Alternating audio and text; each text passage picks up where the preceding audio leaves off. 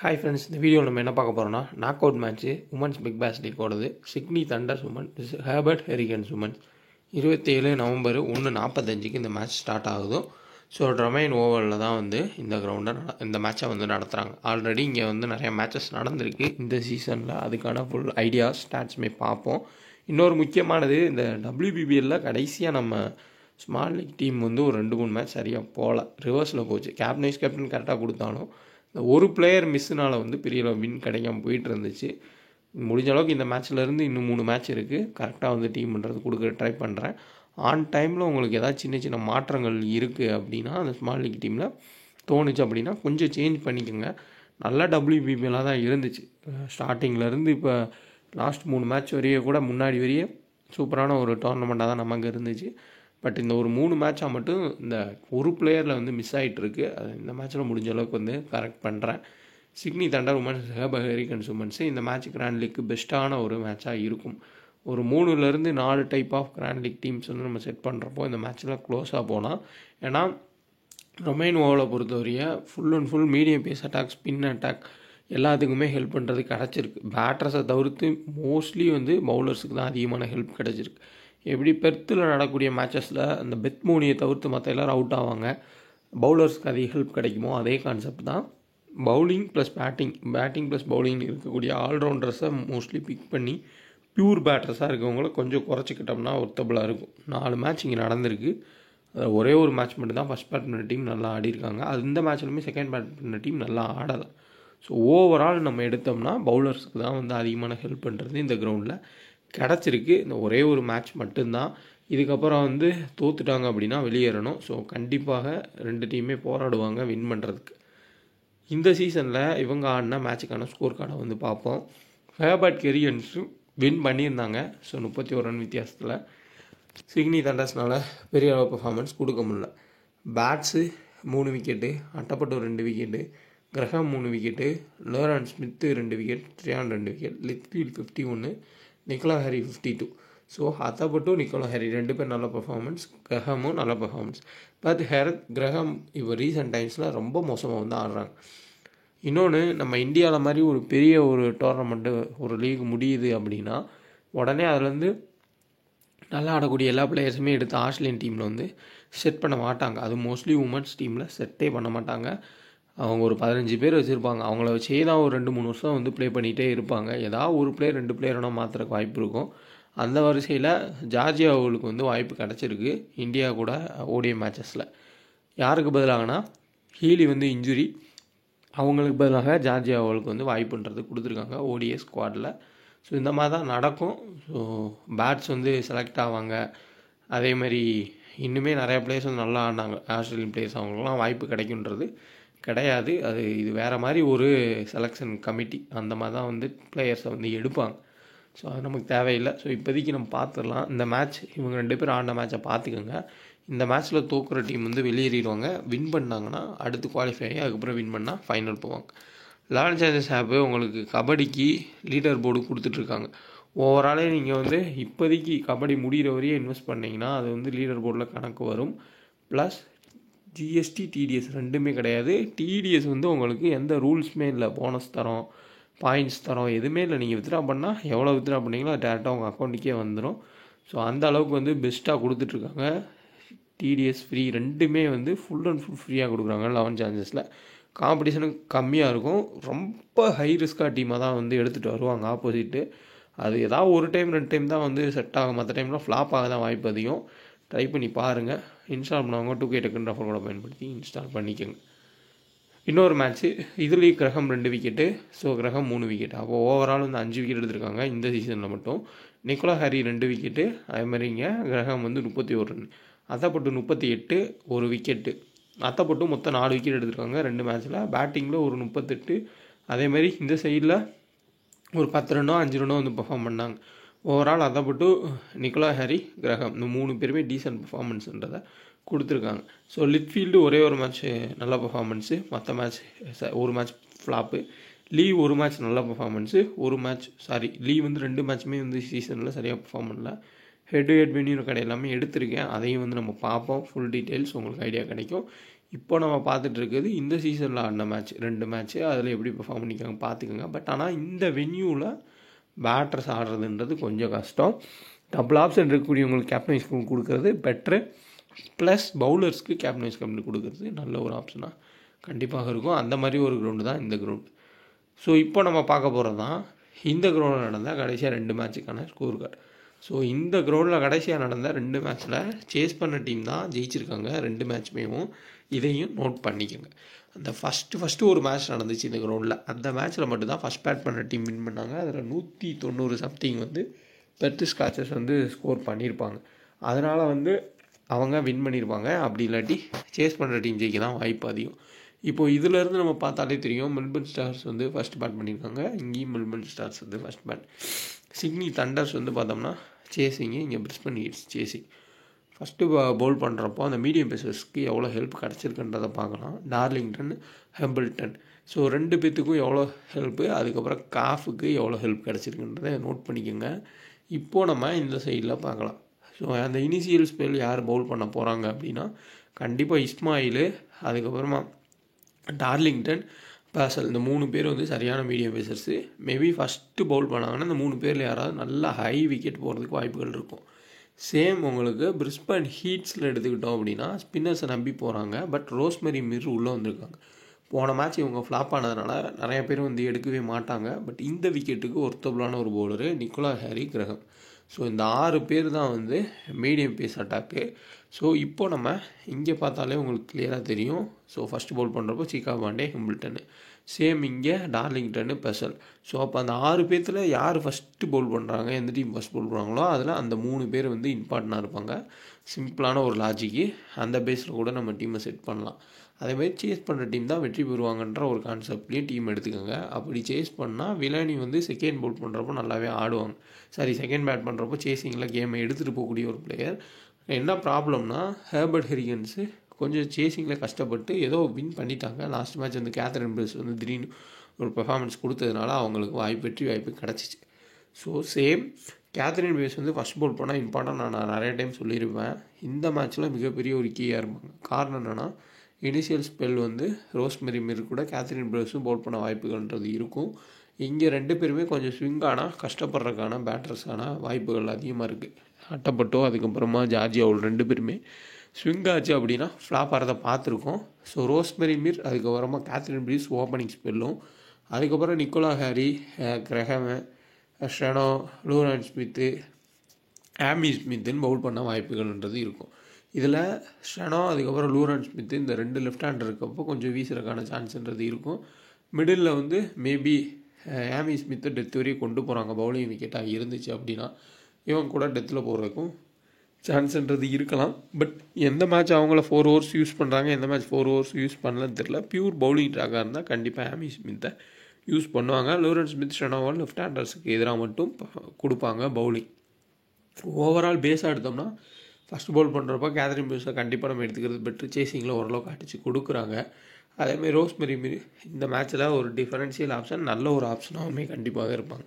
Same அந்த சைடில் அவங்களுக்கு டிஃபரன்ஷியல் ஆப்ஷனாக பேஸெல்லாம் எல்லோரும் ட்ரை பண்ணுவாங்க. சில மேட்சஸில் சாமி ஜான்ஸுக்கு வாய்ப்புன்றது கொடுக்குறாங்க. ஸோ அதனால் ஏதாவது ஒரு ரிஸ்கி டீமில் நீங்கள் ஜான்சனை ட்ரை பண்ணுங்கள். ஹை ரிஸ்க்கான ஒரு ட்ரம் கார்ட் பிக்காக. அதேமாதிரி ரோஸ்மெரி மிர், கேத்தரின் பிரிஸ் 3 பேர் டிஃபரன்ஷியல் ஆப்ஷன். அதில் இந்த 2 பேரையும் நம்ம எடுத்துகிட்டு போகிறது ஓரளவுக்கு டீசெண்டான ஒரு ஆப்ஷனாக கண்டிப்பாக இருக்கும். ஸ்டெடி விக்கெட் டேக்கிங்னா சமந்தா பேட்ஸு கண்டினியூவாக விக்கெட் எடுக்கிறாங்க. இஸ்மாயில் விக்கெட் எடுக்காட்டியும் இந்த மாதிரி கண்டிஷன்ஸில் கொஞ்சம் விக்கெட் எடுக்கான வாய்ப்புகள் ரொம்ப அதிகமாக இருக்கும் ஃபஸ்ட் ஆர் செகண்ட். ஸோ அதை யூஸ் பண்ணி அவங்க விக்கெட் எடுக்கான வாய்ப்புகள் இருக்கும். ஸோ தொடர்ந்து உங்கள் ஒரிஜினல் சேனல் செக் பண்ணி ஜாயின் பண்ணுங்கள். கரெக்டான அட்ரஸ் பார்த்து ஜாயின் பண்ணுங்கள். ஒன்லி ஃப்ரீ டீம்ஸ் தான் கொடுக்குறோம். நம்ம சேனல் மாதிரி ஃபேக் சேனல்ஸ் நிறையா இருக்கும், மாற்றி ஜாயின் பண்ணிடாதீங்க. அதேமாதிரி டெலகிராமில் வரக்கூடிய ஆட் டெலகிராம் கொடுக்குறது நம்ம கொடுக்குறது இல்லை. அது அதுலேயும் எது கிளிக் பண்ணி ஏதாவது சேனலில் ஜாயின் பண்ணுன்னு சொன்னால் ஜாயின் பண்ணிடாதீங்க. சேம் நம்ம வின்னிங்ஸ் இந்த மாதிரி தான் கொடுக்குறோம். ஃபேப்லான் வின்னிங்ஸ் தொடர்ச்சியாக கொடுத்துட்டு தான் இருக்கோம். இன்ஸ்டால் பண்ணிக்கங்க. 2K டக்குன்னு ரெஃபரோட பயன்படுத்துங்க. நம்ம கீழே யார் 3 பேர் விளாண்டான்றதோட தான் நம்ம எப்போயுமே வின்னிங்ஸ் போகிறோம். இதுதான் ஒரிஜினல் வின்னிங்ஸு. சும்மா இப்படி ஃபஸ்ட் ரேங்க் இந்த சைட் போகிறது எல்லாமே ஃபேக்கு. அது மாதிரி தான் மோஸ்ட் ஆஃப் த எல்லாமே நார்த்து சைடு பண்ணுறது. அதை நம்பி ஏமாந்துடாதீங்க. அமௌண்ட்டு கொடுத்து எதுலையும் ஏமாந்துடாதீங்க. அமௌண்ட்டு கேட்டால் ஓன் டீம் வச்சே ப்ளே பண்ணுங்கள். இல்லை ஃப்ரீயாக டீம் கிடைக்குது நேர்மையாக இருந்தால் அந்த டீமை வச்சு நீங்கள் வந்து பார்த்து ப்ளே பண்ணிக்கோங்க, இல்லை ஒரு சில சேஞ்சஸ் பண்ணி ப்ளே பண்ணிக்கோங்க. டக்குன்னு என்னால் முடிஞ்ச அளவுக்கு எல்லாமே சொல்லிட்டேன். ஸோ ஃபேண்டசின்றது ரொம்ப தெளிவானது, ஸ்கில்ஃபுல்லானது. பட் அதில் நிறையா சீட் பண்ணுறதுக்கான வாய்ப்புகள் ரொம்ப அதிகம். அதனால் சேஃபாக இருந்துக்கோங்க. நம்ம டெலகிராமில் ஜாயின் பண்ண நினைக்கிறவங்க டிஸ்கிரிப்ஷனில் லிங்க் இருக்குது, நீங்கள் சர்ச் பண்ணி ஜாயின் பண்ணாலும் இதுதான் அட்ரஸ்ஸு. பார்த்துட்டு இஸ்மாயில் வந்து நமக்கு விக்கெட் எடுக்காமல் இருந்தாலும் இந்த மாதிரி கண்டிஷன்ஸில் கண்டிப்பாக விக்கெட் எடுக்க வாய்ப்புகள் இருக்குன்னு சொல்லியிருப்பேன். மோஸ்ட்லி அதே மாதிரி தான் அந்த கிரவுண்டில் நடந்திருக்கு எல்லா மேட்சஸுமே. காரணம் என்னென்னு பார்த்தோம்னா மீடியம் பேசர்ஸ்க்கு அதிகமான ஹெல்ப்ன்றது ஒரு முக்கியமான காரணம். ப்ளஸ் இங்கே டிஃபரன்ஷியல் ஆப்ஷன்ஸாக நீங்கள் ட்ரை பண்ணுறது சாமி ஜான்ஸு, அடுத்த வந்து கேத்ரின் பிரெஸ்ஸு, ரோஸ்மெரி மில்லில் யாராச்சும் நல்ல பர்ஃபார்மன்ஸ் பண்ண வாய்ப்புகள் இருக்கும். லோ பர்சன்டேஜ் பிக்காக இருப்பாங்க. அதேமாதிரி விலானி சேசிங்கில் மட்டும் ட்ரை பண்ணி பாருங்கள். சேசிங்கில் ஓரளவுக்கு டீசெண்டான ரெக்கார்டு இருக்குது. அதே மாதிரி இங்கே உங்களுக்கு டாப் பிக்ஸாக கிரகம், நிக்கோலா ஹாரி அப்படி தான் எல்லோரும் மோஸ்ட்லி யோசிச்சு போவாங்க. ரெக்கார்டுமே அதான் சொல்லுது. இவங்க 2 பேருமே ரெக்கார்டு வைஸாகவும் நல்ல பர்ஃபார்மன்ஸ் சிட்னி தண்டர்ஸ்க்கு எதிராக பர்ஃபார்மன்ஸ் பண்ணியிருக்காங்க. ஏதாவது ஒரு சில டீம்ஸில் பேட்ஸுக்கோ இஸ்மாயிலுக்கோ அவுட் ஆவாங்க லீன்ற கான்செப்டில் போனீங்கன்னா வில்சனை ட்ரை பண்ணுங்கள். டிஃபரன்ஷியல் ஆப்ஷனாக இருப்பாங்க. 2 மேட்சாக 40 பாயிண்ட்டுக்கு மேலே வந்து நமக்கு வாங்கி கொடுக்குறாங்க. அதையும் கொஞ்சம் பார்த்துக்கோங்க.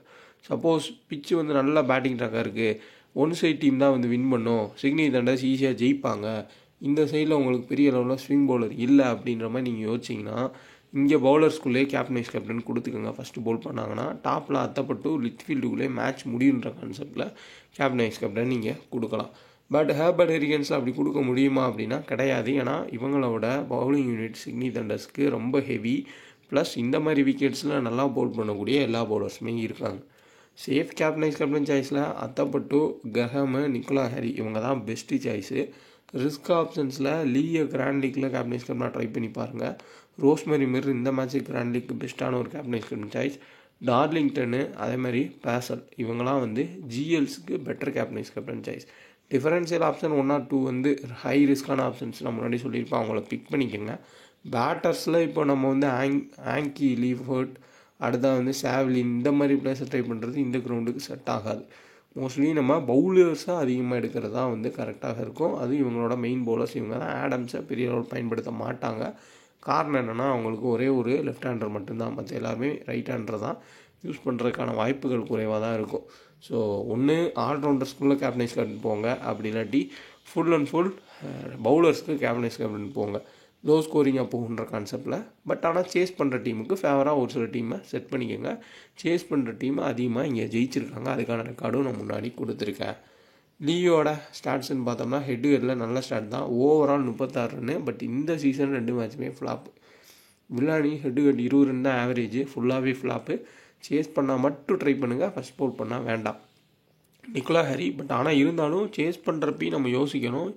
இதே கிரவுண்டில் காஃப் 3 விக்கெட் எடுத்தாங்க சேஸ் பண்ணுறப்போ செகண்ட் பவுல் பண்ணி. அப்போ அந்த டாப் ஆர்டர் பயங்கரமாக ஸ்ட்ரகிள் ஆனதையும் பார்த்துருக்கோம்.